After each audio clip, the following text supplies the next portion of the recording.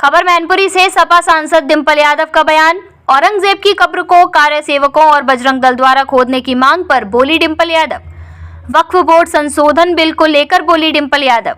संभल के सपा सांसद जियारुर रहमान वर्ग के आवास को तोड़ने के नोटिस जारी होने पर बोली डिंपल यादव। नागपुर में हुई हिंसा पर बोली सपा सांसद डिंपल यादव। राम मंदिर के लिए हम सत्ता भी गवा सकते हैं, सीएम योगी आदित्यनाथ के बयान पर बोली डिंपल यादव। नमस्कार मैडम, मैं राकेश कुमार सिकरवार अधिशासी अवंता यूपी शिक्षक से अनुरोध है इधर से अपना परिचय एक बार मैम के सामने रखने के लिए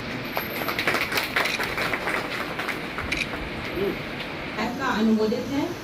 जिसकी सापेक्ष क्योंकि काफ़ी सारे लोगों के सुझाव थे और काफ़ी जो लोग दिक्कतों का सामना कर रहे हैं, जैसे जो हमारी घर घर जल की स्कीम है जहाँ पे सीसी रोड्स तोड़ दी गई है और जिस तरह से सीसी रोड्स में काम होना चाहिए था पाइपलाइंस का, तो वो मैनुअल तरीके से किया गया है और जो मशीन्स का प्रयोग किया गया वो गलत मशीनों का प्रयोग किया गया है। कहीं ना कहीं सड़कें अब ख़राब हो गई हैं क्योंकि सीसी सड़कें हैं, तो उनकी मरम्मत करने में भी बहुत पैसा लगेगा और हम चाह रहे हैं कि खाली मिट्टी से ना भर दी जाएंगे सड़कें। वही काफ़ी सारे और सुझाव थे, विधायक जी के सुझाव थे, हम सभी के सुझाव थे, उस पर बातचीत करेंगे। मैम, सड़कों की बात हो गई, टोटल वार्षिक बैठक की लबो-लबाब क्या निकल के आया कि केंद्र सरकार की जो योजनाएं थी जिसमें काफ़ी अध्यक्षता में निगरानी रखी जाती है, वो कितने हद तक इसमें खड़े होते हैं, खासकर जिला स्तर? क्योंकि काफ़ी बिंदुओं में कहा गया है कि अगली बार जब मीटिंग होगी तब डेटा प्रोवाइड करेंगे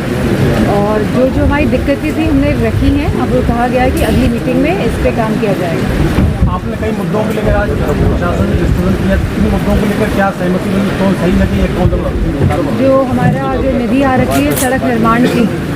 जो खुद मुख्यमंत्री जी कर गए थे शिलान्यास और जिसका बजट भी आ चुका है और टेंडर भी हो चुके हैं, लेकिन टेंडर खुल नहीं रहे हैं। जो 24 सड़कों में 21 सड़कें आपके प्रस्ताव से जी पास हुई थी, उनमें कोई काम तो नहीं हुआ, टेंडर भी हो चुका था, सब कुछ हो चुका है और क्योंकि ये वर्ष खत्म हो रहा है 31 मार्च को, तो हम नहीं चाहते हैं कि वो राशि वापस चली जाए, धनराशि लैप्स हो जाए। तो इसीलिए हमने ये बात भी रखी है कि लैप्स ना होकर उन टेंडरों को खुलवा के जल्दी से जो मैनपुरी में जो सड़कों का जो कार्य है, जो विकास कार्य है, उसको गति दी जाए, उसको रोका ना जाए। मैडम, राजनीतिक मुद्दे पर बात कर रहे थे, सरकार यानी सत्ता पक्ष की जो खामियां हैं, जो इनकी कमियां हैं, उसको आप लोगों के माध्यम से लोगों के बीच लेके जाएं और लोगों की समस्या है, ये हमारी समस्या नहीं है जो हम रख रहे हैं। तो मैं समझती हूँ अगर आप नहीं चाहते विपक्ष हो तो बात अलग है, लेकिन अगर विपक्ष है तो वो सवाल उठाएगा और सही तरीके से सवाल उठाना ही विपक्ष का काम है, कार्य है।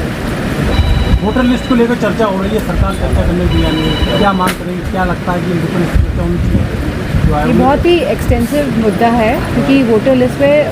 होना चाहिए, मांग है हमारी भी कि वोटर लिस्ट पे चर्चा हो, क्योंकि कहीं ना कहीं जिस तरह चुनाव जब आते हैं वोटर लिस्ट सूचियों में से मतदाताओं के नाम काट दिए जाते हैं या उनके बूथ बदल दिए जाते हैं, तो कहीं ना कहीं इसमें भारी खामियां देखने को मिली है और जिस तरह से दूसरे पक्ष के लोग अपने वोट कई गुना ज़्यादा बढ़ा ले जाते हैं, तो कहीं ना कहीं ये प्रश्न चिन्ह उठ रहा है। तो इसमें मैं समझती हूँ कि बात होनी चाहिए। मैडम, सेवकों और बजरंग दल के लोगों द्वारा औरंगजेब की कब्र को खोदने की बात की जा रही है, कैसे देखती हैं? मैं समझती हूँ जो लोग इस तरह के हथकंडे अपना रहे हैं या जो ये कार्य कर रहे हैं या जो इस तरह की जो ये भावनाओं को उत्तेजित करने वाले जो भाषण दे रहे हैं या कार्य कर रहे हैं, तो कहीं ना कहीं ये लोग नहीं चाहते हैं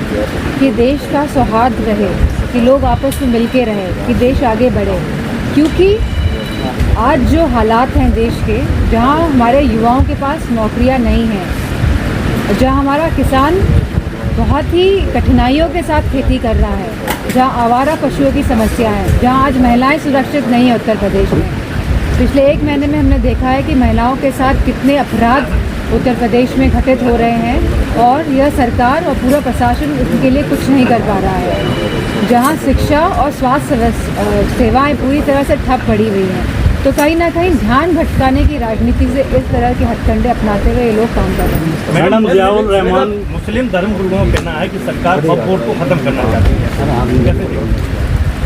वक्फ बोर्ड संसद में आएगा और जो ये कमेटी बनी है उसमें डिस्कशन होगा और हम लोग पूरे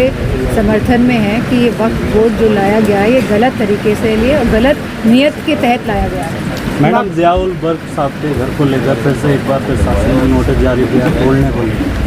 कैसे लगातार मैं समझती हूँ एक टारगेट पॉइंट बना लिया गया है और वो नहीं चाहते हैं कि उत्तर प्रदेश में सौहार्द रहे, कि जो भाईचारे के साथ उत्तर प्रदेश जितनी भी लोग भड़काने की कोशिश कर रहे हैं उसके बावजूद भी जिस तरह लोग आज अभी भी भाईचारे के साथ रह रहे हैं, कहीं ना कहीं इसको बिगाड़ने का माहौल बनाने के लिए इसीलिए टारगेट कर रहे हैं लोगों को। नागपुर में जो हिंसा हुई है उसको किस तरीके से देखते हैं हम?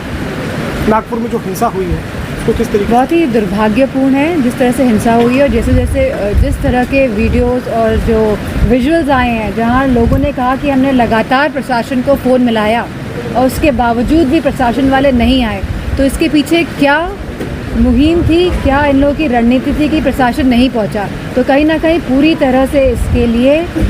महाराष्ट्र की सरकार जिम्मेदार है। मैम अयोध्या में सीएम योगी ने कहा है कि राम मंदिर के लिए हम सत्ता भी गंवा सकते हैं, कैसे देखती हैं उनके इस बयान को? जिस तरह के परिणाम आए थे लोकसभा में तो हम समझ सकते हैं कि लोग जो आस्था और धर्म का विषय है वो हमारा निजी विषय है और जो लोग आस्था और धर्म के विषय से राजनीति करके वोट लेना चाह रहे हैं कहीं ना कहीं वो इस बात को समझ गए हैं और मुझे पूरा भरोसा है कि उत्तर प्रदेश के लोग जागरूक हैं और आने वाले समय में वो ऐसी सरकार के लिए वोट करेंगे जो युवाओं को नौकरी देगी, जो यहाँ पे स्वास्थ्य सेवाएं सुचारू रूप से चला पाएगी, जो सड़कों का निर्माण करेगी और जो भ्रष्टाचार को रोकने का कार्य करेगी। साथ में बोले ये वही उत्तर प्रदेश है जहाँ उपद्रव होते थे, उत्सव नहीं होते थे, आज यहाँ उत्सव हो रहे हैं, उपद्रव नहीं हो रहे हैं। मैडम लंबे समय के बाद फिर से वापस आई है, क्या कहेंगे? ये बहुत ही